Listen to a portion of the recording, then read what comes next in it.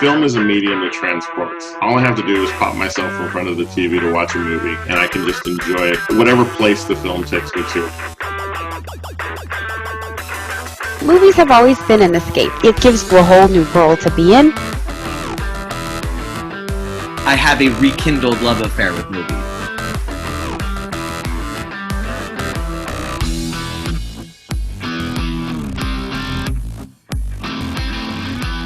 Welcome, everybody, to this episode of Reel to Reel Talk. I am Sergio Barrera, and it's time once again for us to get together and talk movies.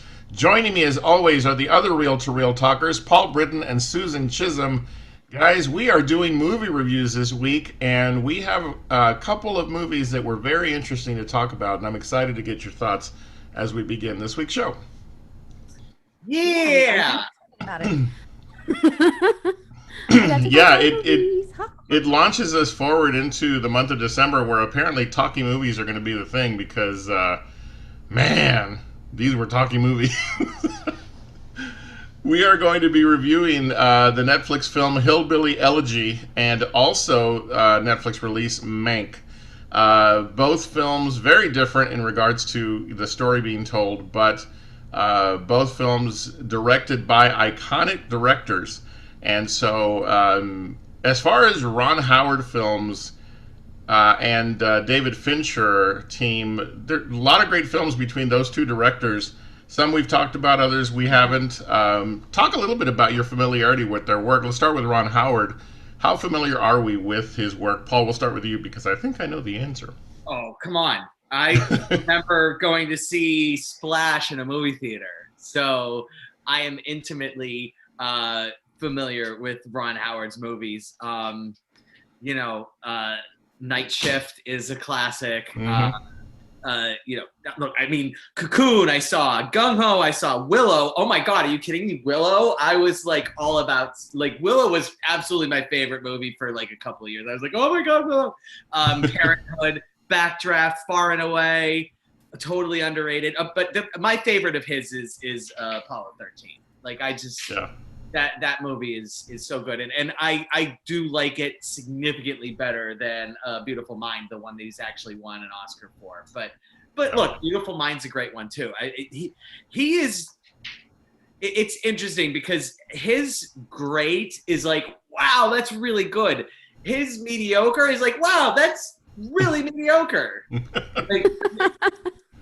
his mediocre stuff is like, oh, okay, Yeah. Well, you can't say that without me asking. What do you consider his mediocre stuff? Give me a couple of examples. How the Grinch Stole Christmas is. Okay. I like it. I'll watch it. It's okay. Like Ed TV, I'm not a big fan of. I know it's your man crush. I'm sorry, but no, I'm not a fan of that movie. So yeah. Da Vinci Code is. The book is amazing. Why it doesn't translate into a good movie? The book is written like a movie almost.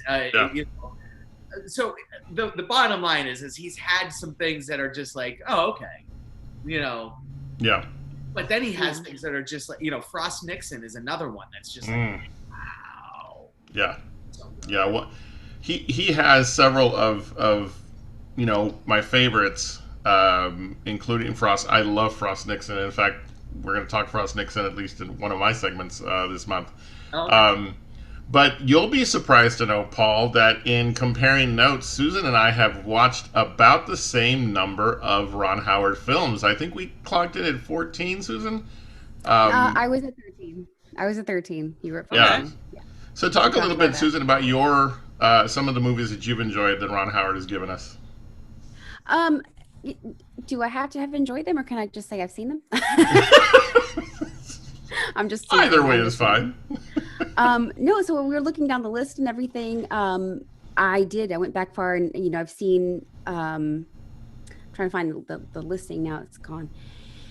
I know I saw the movie Splash. I've seen the Da Vinci Code, and then the follow up to that one.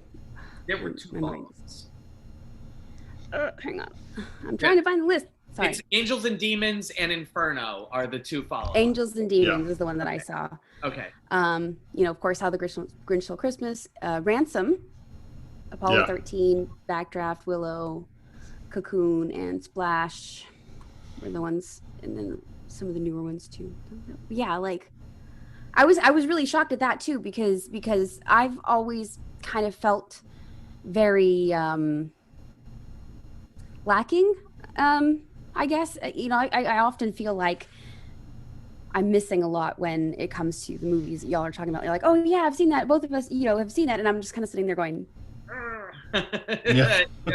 and so for me to be like even in the same ballpark within 3 or 4 movies, it was kind of like, oh, I'm proud of me. Yeah, yeah, and maybe I should be the one ashamed, but no, I'm kidding. But but the thing about Ron Howard's movies, I mean, we can't have a conversation about Ron Howard without commenting on the fact that I'm a guy who as a kid was watching him on Happy Days. I mean, I have always loved watching his career progress because you go back to his beginning as a child actor, and then he progresses through that and it becomes one of the most iconic American directors out there. I think sometimes people forget that a certain film is a Ron Howard film. People know Apollo 13, but how many people know it's a Ron Howard film? People know Backdraft, but do they know it's a Ron Howard film? In fact, I was very surprised to be reminded that the Da Vinci Code movies or those Robert Langdon movies were his. And so he's one of those sort of directors that works in the background, and when he does put a movie out, it's sometimes quietly, and then sometimes it's something people are looking forward to, and it has a lot of good lead into it. So very, very iconic director, very successful, and one that I know I was excited about watching Hillbilly Elegy for all of those reasons. Before we get to that review, though, let's talk a little bit about David Fincher. Fincher, of course, we could have an entire episode on him. Maybe someday we will. But Paul, let's just ask the question: highlight, films of his that stand out to you that are some of your favorites, and Susan will do the same. So, okay.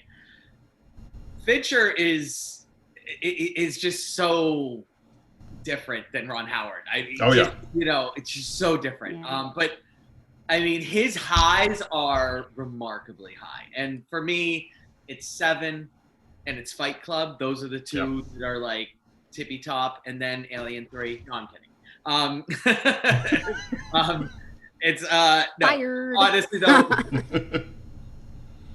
like Zodiac is so good. Gone Girl is fantastic, but I honestly, like, I'm having a hard time. Like, I'm not going to skip too far ahead. So we'll just stop there. Yeah. And Fincher has done some really good things. And like the thing that a lot of people like the most is Social Network. I don't even care for that movie very much. Like, I just don't get, like, it's good. It's fine. Yeah. But people love Social Network, especially like this sort of, And like it's with the film geeks and stuff, it's like really big with like people who just study and love and absorb and consume film. Voted number one movie of the decade last decade by a lot of people, and it's like I don't get it. Like I wouldn't have been put it as number one that year. The year it out. It wouldn't even make my top 10 of the decade. And probably have a hard time making top 50 of the decade for me. Wow. I really don't like the Social Network. I don't care for it. No, I thought it was okay. Yeah. And so I saw it before before I had an understanding of how much love there was for it. Right. And then I was like, oh, okay. And then like I started hearing people say, oh, it's one of the best movies of the year. And then, oh, it's one of the best movies of the decade. And I'm like, did I see the right movie? And then like I rewatched it and I'm like, no, I saw that movie and I don't get it. Like this is like, the way I will describe it is it feels very unemotionally sterile. Is the way like that Mark Zuckerberg. I mean, right, which is fine, but if that's what you're going for, but I also think that if you're making a movie about Mark Zuckerberg, you need a little dirt. Like Sure. it's got to get dirty, and it just doesn't. It's like it makes absolutely no judgment on the entire concept of Facebook, and I think that's a problem. Like, Yeah. you know, like I understand that he's really going for the personal aspects of it, like, you know, so here are judgments on the people without making a judgment on social networks in general. Mm-hmm. But I kind of feel like that's really fucking important. Gotcha. Gotcha. That makes sense. And because there isn't that there, I just kind of felt like it's like, wait, this is where we're going, and this is as far as we're going, and we're just going to stop there. And, you know, so, but that's just... Yeah. An interesting film to be sure, one that I do encourage folks to watch, but I totally get it. I get what you're saying. For yourself, Susan, I know you love Fight Club, you love Seven, or maybe I'm overspeaking, but your thoughts on some of the Fincher movies you've seen? Yeah. Less experience with that one I'm taking. Yeah. Yeah. Yeah, you listed the two that I've seen. Actually, no, I've seen a couple more, but like not enough. I don't think I have enough that I could kind of make a real, you know, opinion. Like, and he's only you can tell. Yeah, he's only done 10 movies, so it's not Right. like, you know. So We'll get you there. yeah. Maybe, because I did also see The Girl with the Dragon Tattoo, but I think I've mentioned this before. I've seen the Swedish version also, Yeah. Which, in my opinion, is like leagues better. Yeah. Than this No, one. I'll agree with that. This one was okay. Yeah. So. It tried too hard to be that series. Yeah. Is my opinion. I think it tried too hard to be that series in America, which Right, you can't right. do. Like that, Right, that was exactly. the problem. It's like you can't be that in America because Here. the Swedish version is like, what? It's yeah. Yeah, And if you've read the intense. books, I don't know if you guys have read those books. You know, it's I have. man, it's tough. For myself, David Fincher, of course, I've seen most of his films. Believe it or not, the one that really stands out for me the most, that I go back to most often, is actually The Game, and I think I've talked about it on the show before. I just absolutely love that film. You know, not many people, you know, have seen it, at least that I've encountered. People always go, huh? And then they watch it and they either love it or they don't. It has a very... the ending bugs me, and it always will, but everything before that, you know, really, for me, works. But Fincher takes us on different rides in different ways, and we're going to see a great example of that as we talk about Mank a little later. So we're going to jump into then our first review for this episode, which is the movie Hillbilly Elegy, which is again directed by Ron Howard and stars Amy Adams, Glenn Close, and a host of other folks. And as we begin this conversation, since there's two movies we're going to review, let's focus on the sort of tone of this film first. Hillbilly Elegy, for me, I wasn't familiar with the written material. I understand it's an adaptation of J.D. Vance's book. Haven't read it, so it was hard for me to make any sort of judgment in that regard. This was a very laborious ride for me. Paul, we'll start with you, and then we'll go to Susan. Just your overall impressions, like we like to do, as you sat and watched this film from whatever your perspective was. Yeah. What were your feelings throughout and then coming out of this film? How did it make you feel? And laborious is a good way to put it. It's not. I don't mind having a movie going experience that's not pleasant. Right. I really don't. If I go through an unpleasant movie going experience, though, I want it to have impact and depth and heft that I just didn't feel like was there with Hillbilly Elegy. The best thing I can say about it, the best way I'll describe it is that I kind of feel like it's like 25 years too late. Like if this was made in 1985, this movie would be like, oh my God, you know, this is, you know, the end all be all. I don't like 1980s era dramas. And the reason why is because it makes me feel exactly like this movie, which is like, you get to the end and you're like, so, like, yeah, you know, I mean, everybody acted really well. Congratulations. That this story was not. I don't know. What am I supposed to take from this story? Okay. Like, yeah. So that's where I was. Gotcha. Susan, your impressions and feelings about the film just overall as you watched it. It was very talky, which, as we all know, I am not a fan. Yeah. Um, I did get different. I think I had a different, maybe background, and that kind of helped. There are a lot of parallels. Not every single parallel in my life with this, but there are a few, um, which remind me very closely of my family. And that's going to come back in just a minute. But I think overall it was very slow. Hmm. It didn't say much in the time, you know, almost 2 hours that it was playing. It didn't say much. I didn't have a whole like dramatic reveal or like a deep. I wasn't emotionally invested, I guess. It was would be Gotcha. the way of seen it. So that's Yeah. it didn't grab me and yank me in. Right. Yeah, both of you are So describing the feelings I had. Again, laborious to watch, but by the time it was done, my thought process was very similar to Paul's of like, okay, what was that for? Like, what was the point of that ride? And again, I understand that it's a book adaptation, uh, but again, I had not. Maybe if I'd read the book, I would have felt different about what I was watching happen in front of me because it just seemed very. It was almost. It was. What's the phrase? It was just. It was layered on too thick. They were going for an emotional reaction, and it was just so constant that it mhm. was hard for me to end up feeling sorry for anybody in this story. And so, just overall impressions, it was tough to watch, but also because not because of the content, more so of how it was presented.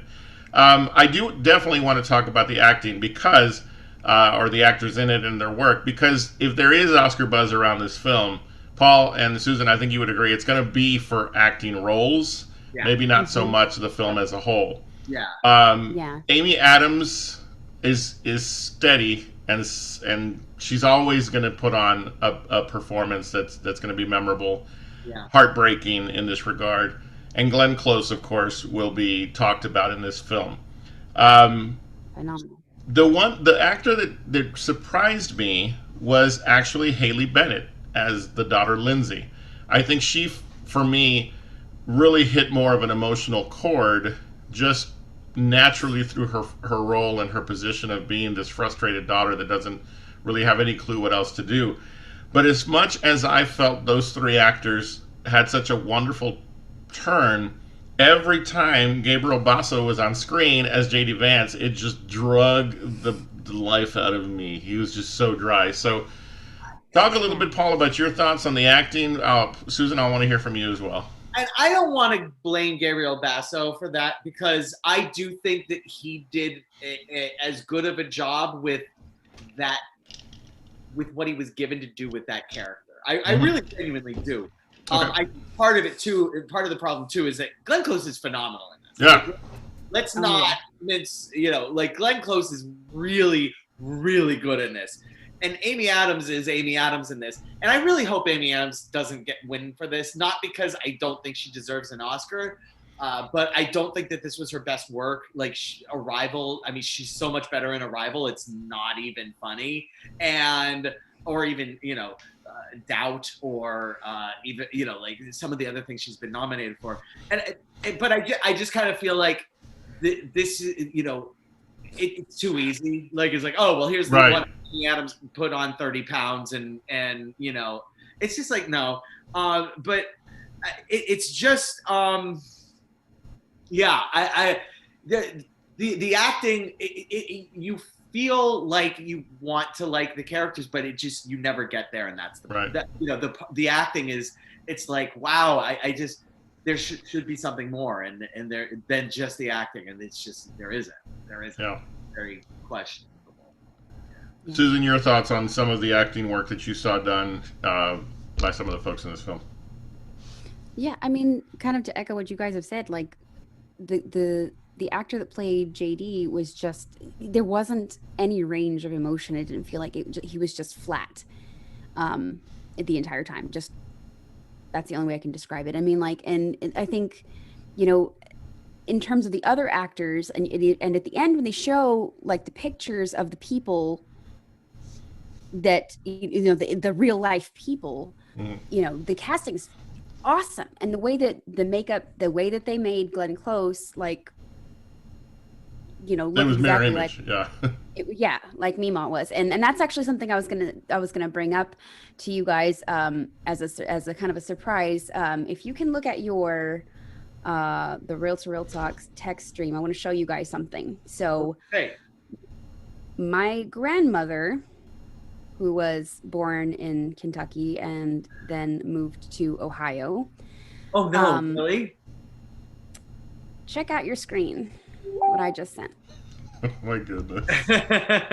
Fantastic. And we'll put it up on screen here in the episode, but she is a fluffy version, because she always she's long past now since, but she used to say, "I'm not fat, I'm fluffy." So she's a fluffier version, essentially, of what Mima is, down to the pink rimmed glasses. So, and that's that's part of the thing that distracted me. And I think I felt more emotionally invested in what was going on with Mima than I was with anybody else, JD or Bev either. So it just, and I think that also lends to the fact that Glenn Close is just phenomenal as an actor. So yes, that Glenn Close hits it out of the park, as she always does. And the thing with Amy Adams, you mentioned Doubt a moment ago, Paul. I found myself watching that movie last night finally, and if there's anything I've learned about Amy Adams, and I hope this doesn't diminish, I don't mean this in a way I mean this to elevate her. Okay. She does well with amazing talent.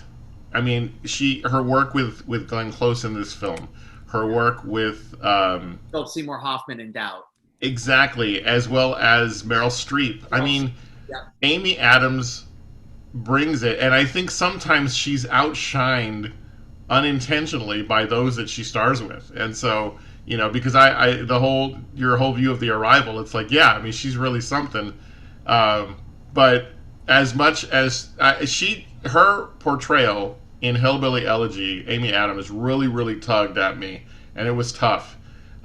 She really brought out some emotion. But then Glenn Close would come on, and it would go even further, and it's like, oh, okay, so, I think that the movie, the young man who played the younger J.D. Vance, again, phenomenal in terms of the work he did in this film. And we shouldn't not name him. So let me bring up. I got him up. Oh, my phone. I don't.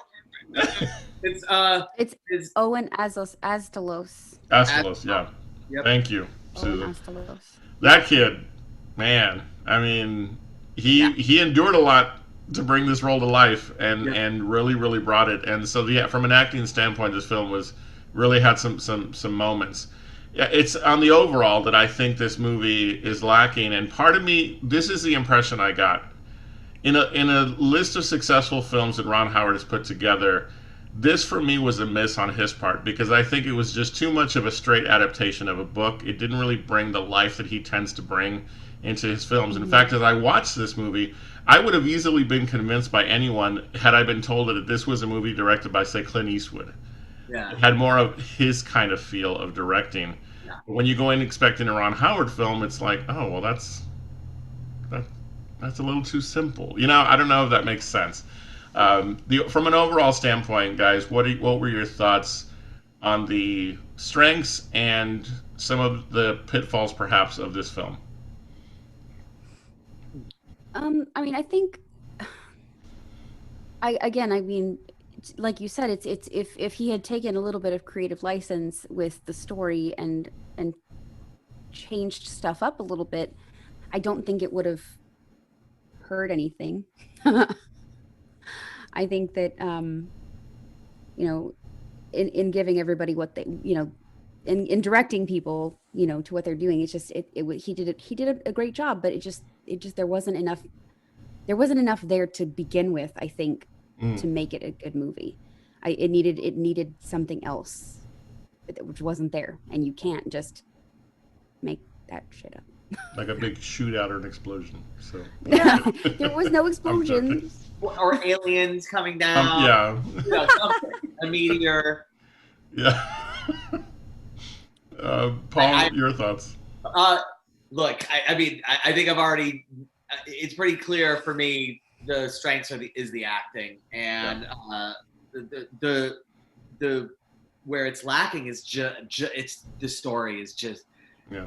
It had to commit to something other than just trying to elicit an emotional response. Yeah.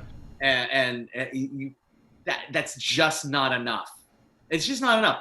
People, that's been done already. It's won Academy Awards already. Yeah.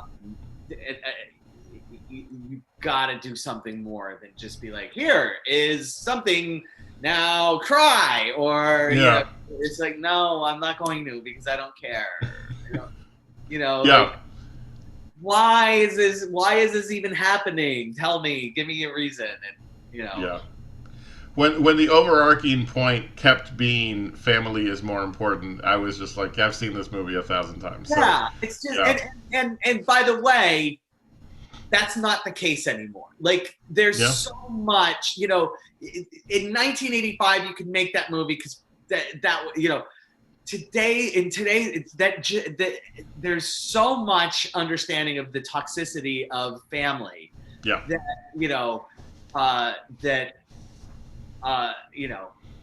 There's no a perfect example is last week's real quick review, the Happiest Season. It's like the problem with that movie was there's a toxic family. There's no reason to, there are people every day that shed their toxic families, and that's a far more interesting movie. A far more interesting movie is somebody shedding their toxic family and being like, you know what, peace, I'm out. And there was no redemptive part of this story when it was all said and done. So right. All right. Well, here at Real to Real Talk, we have a 5 taco rating system that we use. A movie can receive up to 5 tacos, but if you feel like it deserves more, you can add a bit of guac. And so now for the film Hillbilly Elegy, again, Ron Howard, Netflix film. Paul, we'll start with you, then Susan, and then myself. Let's give it our ratings for those who are listening. I didn't want to go first because I don't want to give the movie guac, but I also don't want to give it 3 tacos, but I think it's better than 2 tacos. The bottom line is it's a really harmless movie and it's completely forgettable, and that kind of feels like a 3 taco movie. Yeah. So I was going to give it 3 tacos, even though honestly, I don't know that it's quite as good as a 3 taco movie. That makes sense. Okay. That makes sense. Susan? Yeah, I was also going to say 3 tacos. It just wasn't. Didn't do it. It's fine, I guess. Yeah, it's not one I'm going to return to. I'm glad I saw it because at least I can say I got one more Ron Howard film under my belt. But I land on 3 tacos as well. I'm not going to give it guac because that'd be too nice. The acting is what gets me there. That's pretty much it. And from a story standpoint, okay. As I was thinking about my rating, had it driven me to want to read the book, I might have given it more, but it didn't. It really didn't. And so three looks like it's 3 tacos all the way around for Hillbilly Elegy here from the Real to Real Talk team. All right, well, that brings us to the second movie we're going to talk about, which is a very interesting film that was put together by David Fincher, very different from what we're used to seeing from him, and one that, for me, as a Gary Oldman fan, I was very excited about. So let's talk Mank. Now, Paul, you were very excited about this film. At least that was the impression I got. Tell us a little about why. Okay, well, I mean, I'm a student of film. Like, I don't pretend to make any other title or whatever. But Citizen Kane is just one of the greatest movies ever made. And it's always on the lists of greatest movies that have ever been made, and it deserves to be on those lists. It's not my favorite movie. It wouldn't be in my top 10 of favorite movies, but if I were to make a list of greatest movies ever made, that even though it's not like something you'd want to rewatch, yeah, it's going to be on there because it is a deep, rich, thought-provoking, interesting, important historically, from historically within just history in itself and within the history of film. It's so important. Orson Welles was like 24 when he was given the contract under which he made the movie. So like, there's just so much texture to Citizen Kane that to have this movie coming from a filmmaker who just is really adept at telling a really interesting story, and who takes his storytelling so seriously. I was excited about that. Like, so like I would be excited about any Fincher movie pretty much, but with this, it just, I just knew I was just ready for it. I just wanted to really like it.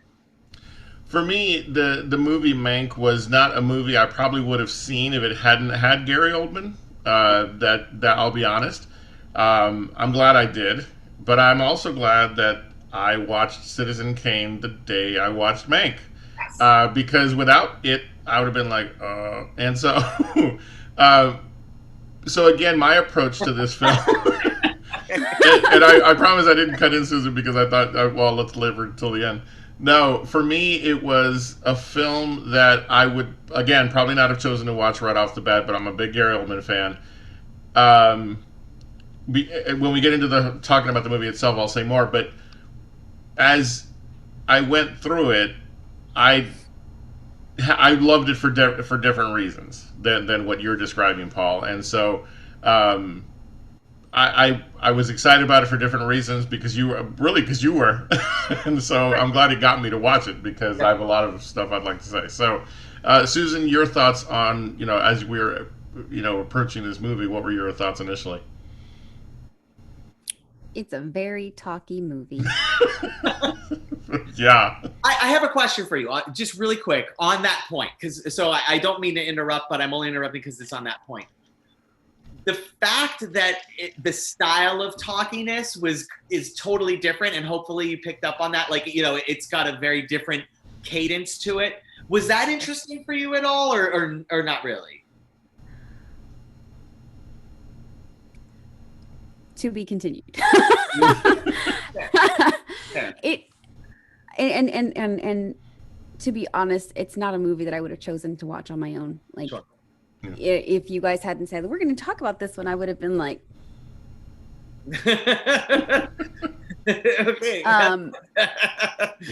Okay. And again, I think I did miss out a lot because I haven't seen Citizen Kane. And even one of y'all told me that I needed to watch Citizen Kane so it would make me understand better. And it was like, listen, it's Saturday night at like 10 o'clock, and I don't have time to watch that before we film. Yeah. So I'm glad that I got the movie in. It just I think I missed out on a lot. So I sent a group, in our little group message thing. Yeah.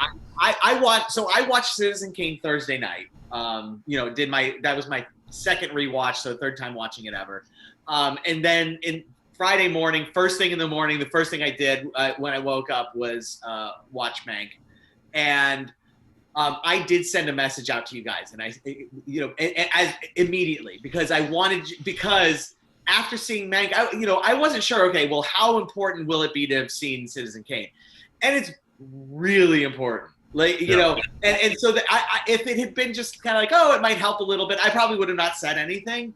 But like, because part of what drives this movie stylistically is Citizen Kane. Like, and it's not even just like, he basically tries to film the movie as if, what would this movie look like if Orson Welles made it in, the day after he finished Citizen Kane, and so that's the only reason why I said, hey, if you guys have a chance to watch Citizen Kane before you do watch this, I do recommend it. And so, yeah. Yeah, for me, as we get into talking, about the movie itself, therein for me lies the risk that David Fincher took. Yes. because unless you are a fan of Citizen Kane, or at the very least have seen it, Yeah. so much is going to be missed. Yeah. Also, if you're not a student of the time, you may not know who Irving Thalberg is, or Upton Sinclair, or all of these people that get talked about. Yeah. And I'll be honest, I started watching Mank before heeding your advice, and I was about 10 minutes in, and I'm like, I need to watch Citizen Kane. And I stopped, watched Citizen Kane, came back, started Mank again, and I immediately picked up on the stylistic similarities. Immediate.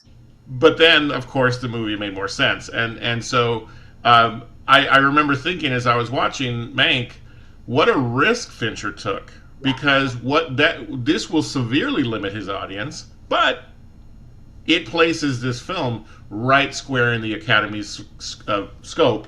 Yeah. They're going to love this film, and this film, if it doesn't get nominated for Best Picture, it's a travesty. That would be a travesty. This is by far the best film I've seen this year that was released this year. Yeah, so, it's not even close for me, honestly. It's not yeah. even close. And for it to creep in right at the finish line, Well, look, keep in mind the season is longer this year. Like they're taking any. Oh, that's right. That's right. April, I think. Still, though, I mean, this film really, in a year that we've gotten so few releases, Right. I think sets the bar for a Best Picture to be very, very high, and that's what that's why I feel like it's okay that they probably won't have a wide audience. Yeah. Because the Academy members will know what's happening, what's going on, and why this movie is such a success. So, a question for Susan, because I think it's important to get this point of view of somebody who hasn't seen Citizen Kane, and I'm genuinely interested in your feeling on this, because I feel like it's not set up for it's definitely set up for a nomination for Best Picture. I don't think it will win, and the reason being that that second level is really the ties to Citizen Kane. But I think there's a first level that it's like, I feel like it's a shoe-in for art direction. I think it's a shoe-in for screenplay. Costume, even. A shoe-in for costume, and or I don't know if there's a period piece right now that's been released that is gonna like a from the 1700s or something, but like it just, the costumes are amazing. Like those are the things. Cinematography is like mind-blowing. Did you appreciate those aspects of it, Susan? Like did you recognize, wow, the detail of this to be immersive into the 1940s? That's something else. Did you get that? Yeah, I did actually. And back, like the question that you asked originally, the style in which the dialogue was and the style in which it was filmed did make it different, but I still have a hard time. I mean, and the way that they were talking, the like you said before, the cadences and the kind of accents on things, it did help at least keep my attention. Right. But it's still, I mean, it was still not. I think that it did have a lot of, you could definitely tell the feel was different, but you could also tell that everything was, hot dang it, I had a word and now it's gone. Yeah, that happened. I guess crisp would be a good way of saying it. Just like it was, you could tell what they were doing and how and why, and it was great. Yeah. I think people. Go ahead, Paul. No, go ahead, Sergio. I was going to say that the thing that I think that an average viewer for back of, and I'm not classifying you as that, Susan. I'm just saying, if someone comes at this film without the background of film that Paul has, because I don't consider myself on the same level, or maybe on a different approach. The thing that I love about this film that will make it accessible if people will try is all of these different things: the cinematography, the costume. I read a great article this morning about the work done by the costume designer in this film and how she knew this is a film being filmed in black and white. And yeah, I sat there and I thought, oh man, with the scene where they do the dinner and they have the circus themed dinner. Yes, guys, I forgot that was black and white. Like I could literally, because of how well the costume was put, the costuming and the set and all that, the way it was filmed. I could see the colors. The article talked about the gold lame dress that Marion was wearing in an earlier scene. I'm like, how did I see that? Yeah. It's a black and white movie. I mean, Amazing. it's amazing. The cigarette burns in the top of the of the reels were blowing my mind. I wanted to die every single time I saw a cigarette burn. I was like, oh my God, I love it so much.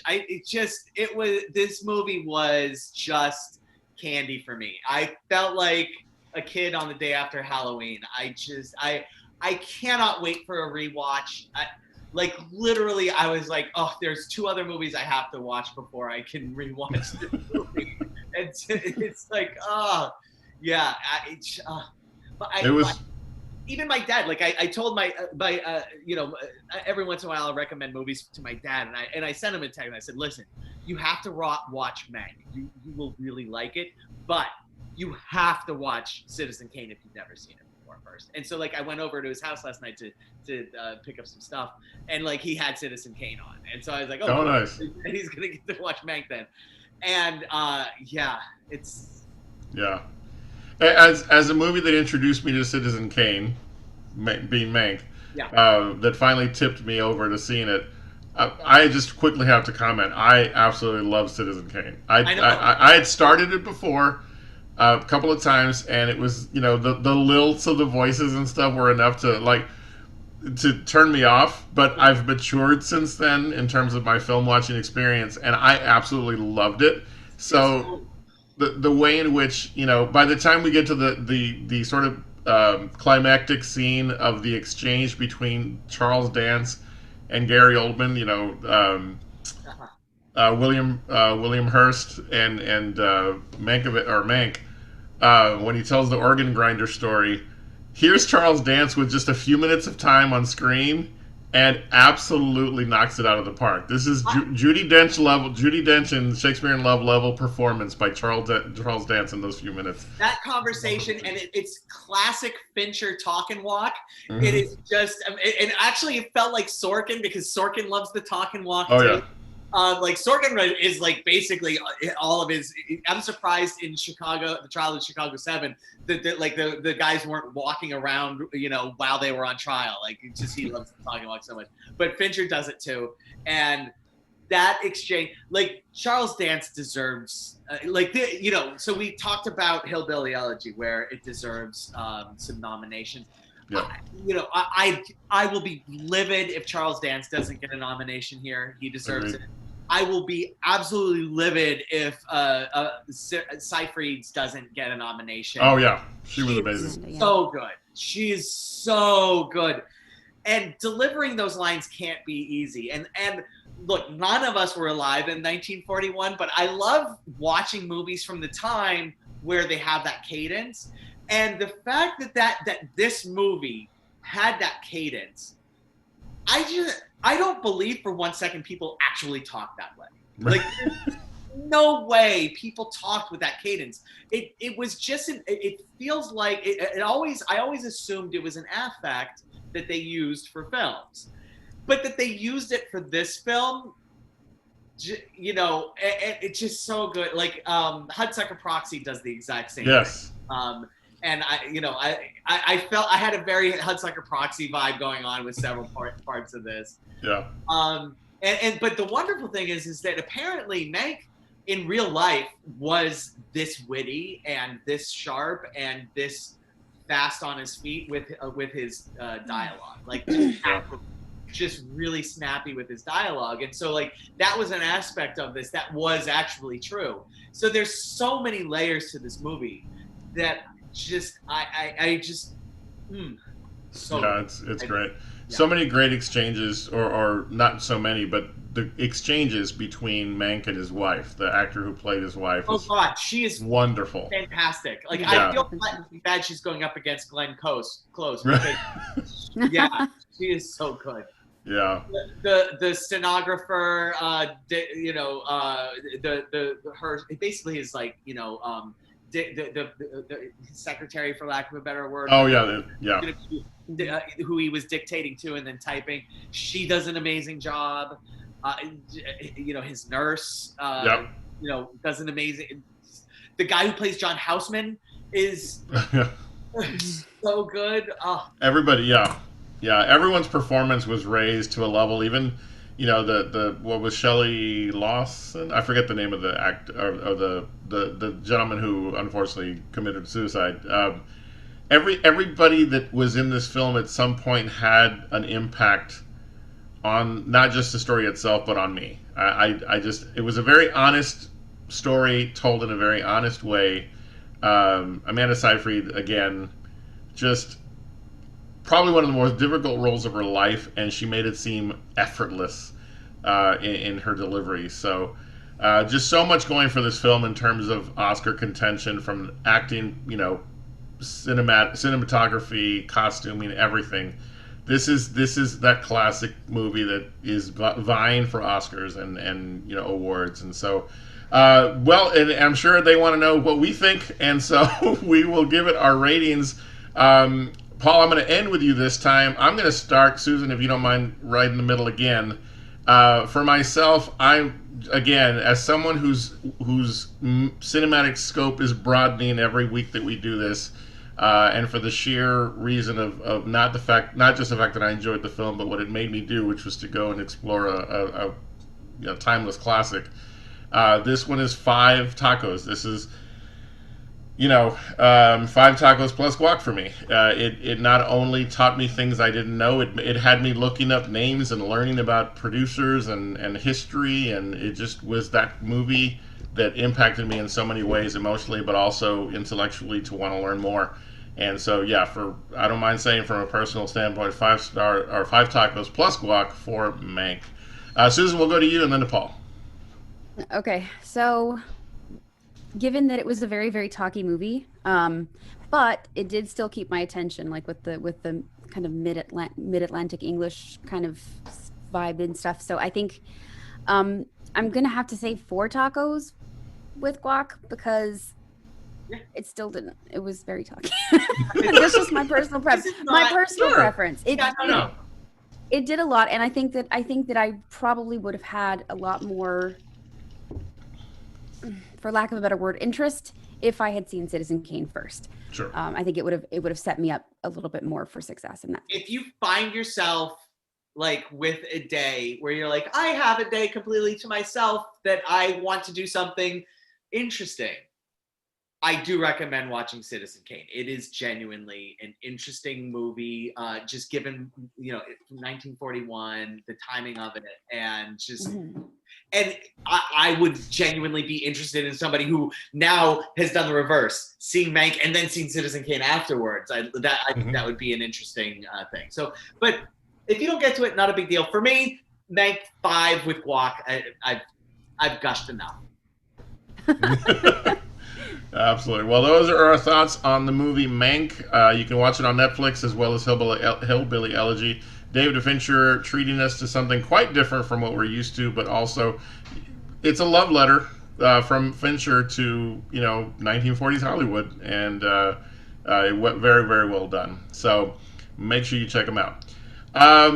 Real quick aside before I get into our social media reminders, as I was watching Citizen Kane, I wanted to comment on this. I was sitting there thinking, we are living someone like this right now. And, I think you guys know, well, Susan, once you've seen it, you'll know what I mean. But, someone who just can't take loss and can't accept that things didn't go his way. So, Citizen Kane, very timely. If you haven't seen it, we encourage you to do so. It's a great film. And also, not every movie translates well. Quick, nothing to do with what we're talking about, other than the fact that I was watching Citizen Kane, and my list of, hey, if you enjoyed Citizen Kane, you might want to watch this. I attempted to start Gone with the Wind. Whew! Have you not seen Gone with the Wind? I've not seen the 3-hour and 41-minute Gone with the Wind. Interesting. I have. Have you really? Okay. Yes. Oh no! Leave the assignment. Don't finish it. Don't. Okay, listen, here's what I was going to say. I only got about 15 minutes in before I thought, I can't listen to this cadence for 4 hours. Oh, yeah. So, it gets, whew, that's a tough one. So, I will not, I've always said, I will take what you guys give me. But, Yeah. I'll watch it. It was tough. I was like, I'm gonna come back to this. We'll get you in So, 2021. okay. We'll give you a little break. Thank you. Yeah. I appreciate that. All right. Well, we're going to give you a break and let you know that you want to make sure you follow us on Facebook. Also on Instagram, check out Real to Real Talk, the way you see it spelled on the screen. And you can find out what we're watching, what we're talking about, past episodes, all kinds of stuff. So make sure you check us out on our social media. Here on YouTube, thank you so much for joining us. Please remember you can click that subscribe button and also hit the notification bell so you know when our episodes will land. And also give these episodes likes. We have a lot of fun doing these shows for you, and we work really hard to make sure that we're prepared and ready. And so we would like that like to keep encouraging us to continue to do this kind of work for you. Guys, it's time for our weekly segments, and we'll start, as always, with What the Hell Did I Just Watch? Paul, take it away. So last week I said I would look for Christmas movies for the month of December. And good news, bad news, good news. So good news is there is a Christmas disaster movie. Yes. Bad news is it was made by Sci-Fi, the same people who made Sharknado and the rest. Good news is it fits perfectly in What the Hell Did I Just Watch? Nice. So the movie is called Christmas Ice-tastrophe. And yes. Now, Oh my. so, yes. So, but here's the most interesting thing about this movie for me, and I'm not even kidding, is that so after I watched it, like I wanted to look some things up. I didn't know it was made by Sci-Fi until like after I finished watching it, and then everything made sense. I was like, oh, okay, now I get it.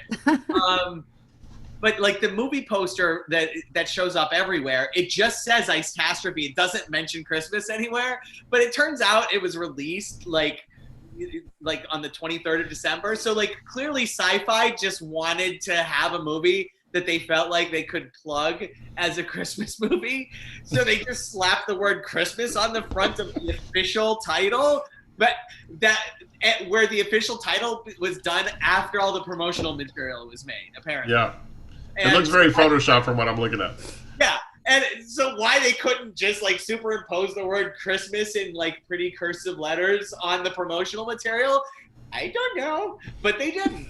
And so we have Ice-tastrophe, Christmas, but the movie really should just be called Ice-tastrophe because the idea that it's Christmas Ice-tastrophe is a major stretch. Like the town is barely even decorated for Christmas. Like at one point, somebody sings Jingle Bells, and that's it. Like it's like so. This as we're gonna be having a later conversation, a future episode. Mega spoiler. We're gonna be having a future episode where we talk about movies that are Christmas movies but not Christmas movies. This would definitely be one where I would say, yeah, this is fine. But and I'm super liberal on my use of what is a Christmas movie, but this movie is just flat out horrible. It's a sci-fi movie, so you expect it to be flat out horrible. Like I'm watching it, and my son, who is 13, says, "Dad, these effects are horrible. When was this made?" You know. So making me feel old instantly, but then I got to tell him, haha, it was made in 2014, so you were alive. It just has shitty effects. The effects are horrible. The plot conceit is slightly worse. It's just so what ends up happening is a meteor is coming down and hits Earth and becomes a meteorite. It's always a meeting. And a student from the university, we never find out what university, just the university, goes and chases down where the meteorite fell, even though she's working on Christmas Eve. And the meteorite falls and splits in two, and part of the meteorite causes everything to freeze, and part of the meteorite causes everything to thaw and be warm. And so things are out of balance, and so they need to bring things back to balance. And it's you can just take it from there. whatever you think happens, it probably happens. So there you go. It kind of sounded like it started to sound like The Day After Tomorrow, but no, with a Yes. meteor. So it is a highly localized Day After Tomorrow with 1/10 the budget. And Nice. I will say though, there is a recognizable actor here. He's one of those that you're like, oh yeah, I've seen him before in quite a few things, and that's Mike Doput. Uh, but that's the only, okay, you know. yeah, he plays the bad guy. He's not. Yeah, okay, well, that makes sense. He's always playing the bad guy in some Yeah. way, shape, or form. So, yeah, 1/10 the budget. They probably gave most of it to him. So, Yeah, this movie, the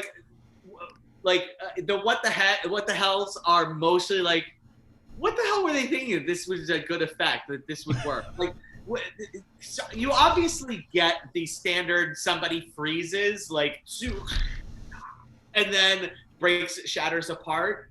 And like the shatter apart effect is just like, is that really the best that you can do? Like, seriously? wow. And like the dialogue is so bad. I mean, it's Wow. just so bad. Like literally. And my son, like the first time he heard the student from the university introduce herself as hi, I'm Jane. Her name's not Jane, but I'm Jane. I'm from the university. Like he just started cracking up. He's like, "What university is she from?" I don't know. It's like, The. yeah, The but universe. then it became a thing throughout the movie where she would keep saying, "I'm blah blah blah from the university," and it's That's funny. Kind of Well- like Dr. Who-esque when it's Marion Jones. Yeah. Anyway. That's so. funny. I mean, if you want a taco on this, I'm gonna give it a 1 plus guac, just because it is a Christmas movie, Christmas disaster movie. It And fits the I theme. love disaster movies as Sergio, you and I. That's something you and I share. Yeah. So, whatever. Hey, you endured 86 minutes of it, so that's good. That's Amazon Prime free. It's also on Tubi free. So there you go. absolutely. All right. Well, it's always a fun time with Paul when he brings us these weird and wacky films. So, Paul, thank you again as always. And now it's time to figure out what Susan finally saw. Susan, it's your turn. Let's hear what you got. You guys are going to be so excited because I actually chose a Christmas movie. Oh. And it was recommended by one of our, what do we call her, advisors? She gave me the advice to watch this movie. Sergio, you're very familiar with this lovely lady. I watched on the advice of Ginger. Oh, okay. I watched Oh. Anna. I watched Anna and the Apocalypse. Yay! So it was all the things that are not the things I like. So it worked out just great. With the zombies and then the Christmas thing and then And the musical. stuff. Yeah. I'm like, oh yeah. But it works. It does tell an effective story, and it's like 87 minutes long. It's really short. We sat down and I told my husband, I was like, it's a gotta watch this. It's a zombie Christmas movie thing. And the first song starts like 10 minutes into the movie, or less than 10 minutes into the movie, and he's like, "You didn't tell me it was a musical." I was like, "Yeah." That's where he draws the line. That's funny. Well, he sat through the whole thing with me. So, hey. yeah. I'm not gonna lie, I enjoyed it. It's goofy as all get out, but I really loved that movie. I remember watching it late one night, going, "This is delightful." I liked it in some of the ways, I think, but it did remind me a lot of like Shaun of the Dead. But it did have me at the point where, like, we find out what her dad. She finally sees her dad, and then and then it's just like, oh, not dad. It was pretty much my reaction. I was just, oh. Yeah. But I did enjoy it. I made it through. It was pretty cute. Well, I'm actually impressed that Ginger recommended it to you. I'm glad you saw it because I was the one who told her about it, and I remember she gave me that sideways look, like, "What are you talking about?" But I'm like, "Hey, check it out." So, All right, we will always enjoy it when Anna and the Apocalypse comes up in our show. So, all right, well, Susan, thank you for once again contributing to the Susan Finally Saw lexicon. We're always looking forward to figure out what you're going to watch next. Now it's time for Real Time Rewind. Again, I use this opportunity to share with you and remind you about movies that are out in the ether that you should probably watch. The theme this month, I'm serious, it's going to be dialogue-driven movies, and the one I simply want to remind you to watch is a movie by, or not by, but starring George Clooney. It's one of my favorites of his, and very, very talky, and the movie is called Michael Clayton. Michael Clayton is a drama. It kind of lands. Well, it's more like corporate intrigue drama. And I will simply say that as someone who is that rare George Clooney fan that really loves the work he does, this movie is one that I go back to often, not only because the story is very compelling, but because the cast that includes Tilda Swinton, so many others. Let me bring it up because I want to make sure I pay homage the way I should. This is a who's who of a cast. And George Clooney just really, whoever he interacts with, he has a fantastic performance. Tom Wilkinson, Tilda Swinton, also Sidney Pollack are probably the four that are the most known. And it's just this sort of intriguing thriller of a movie that takes on the topic of, corporate corruption, and it also deals with mental illness and how it all weaves together to create chaos. And from the moment that the movie opens with an explosion, which of course will always get my attention, all the way through the denouement of the story and how it all peaks, it's just wonderfully, wonderfully done. I really enjoy this movie. And every time I rewatch it, I get that same feeling of like satisfaction when the movie plays out and the story is done. So Michael Clayton is my quick real-time rewind this week, suggesting that you guys watch it if you haven't already. I will say I've only seen it once. You've made me want to give it a rewatch, Sergio. Excellent. I should definitely see this one again. I didn't enjoy it the first time I saw it. So. Well, I'll always be curious to hear your thoughts. And Susan, if it's not, I think it's on your list. I might have given it to you. If not, then I'll go and add it. So. Because he hates you.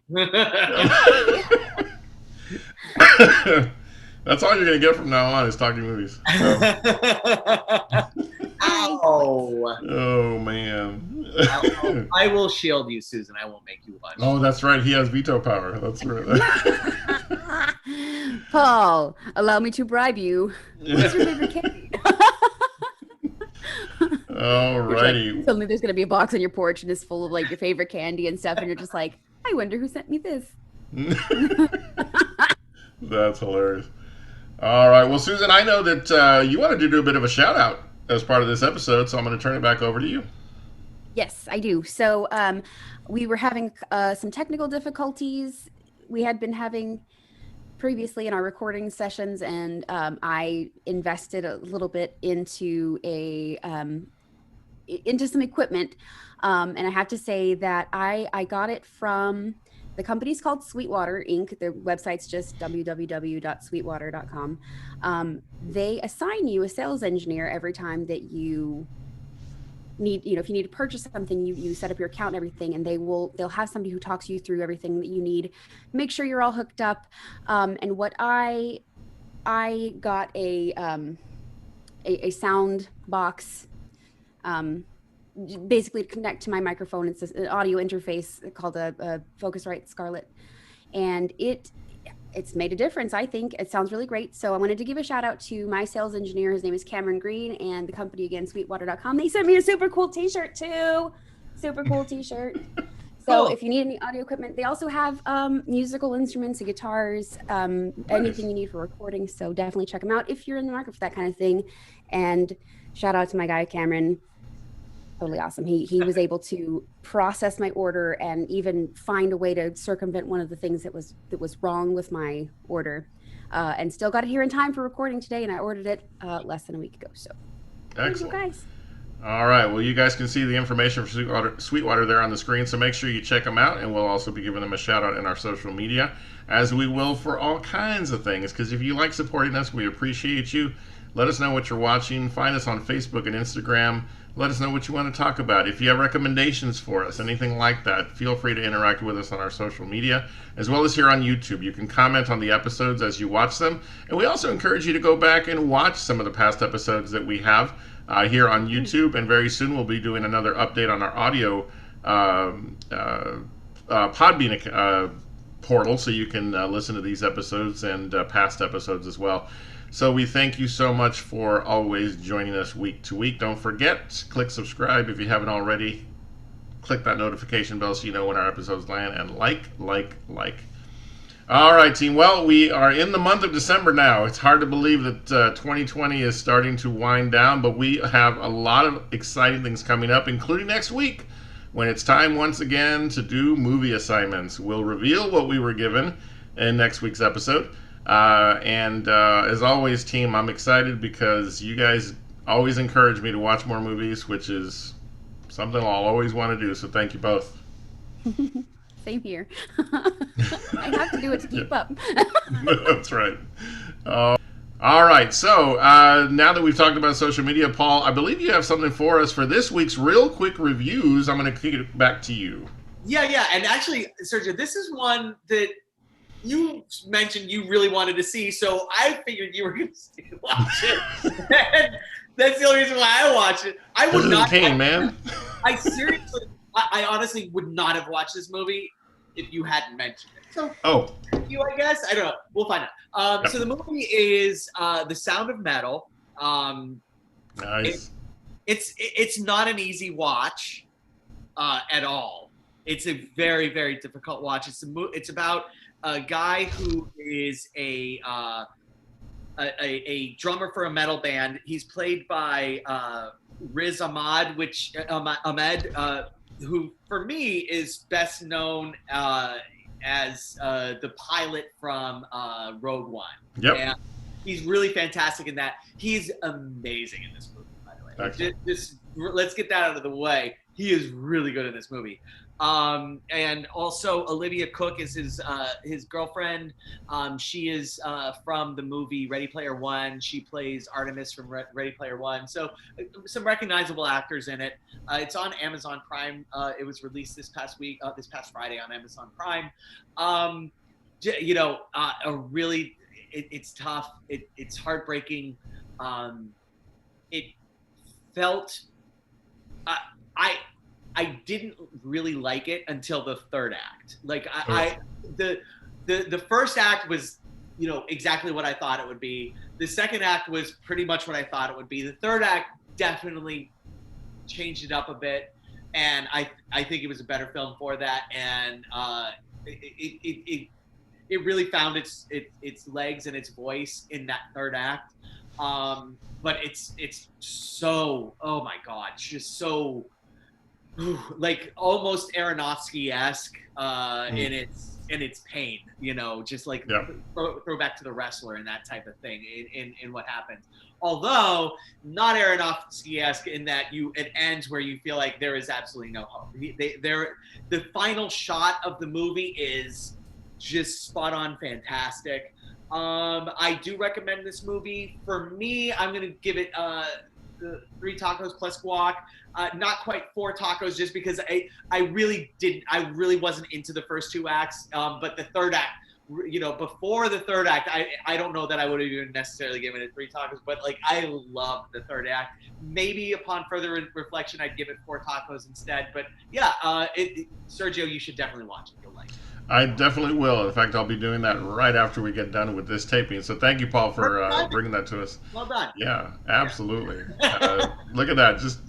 Paul just continues to influence us, you and I, Susan. We should keep him around. Me. The only reason why I even watched this was because you said, This is true. I'll take my credit. Episode on it, and I was like, I don't know. And honestly, I don't know that we would have gotten a whole episode out of this one. But yeah, it is good. Excellent. All right. Well, we always will bring you what we can with real quick reviews, and that way you'll get ideas of things to watch as time goes on. So, All right. Well, we have definitely had a great time in this episode. We look forward to doing more of this for you as time goes on. Don't forget, you're awesome, you're amazing, and the world's a better place because you are in it. We will see you next time on Real to Real Talk.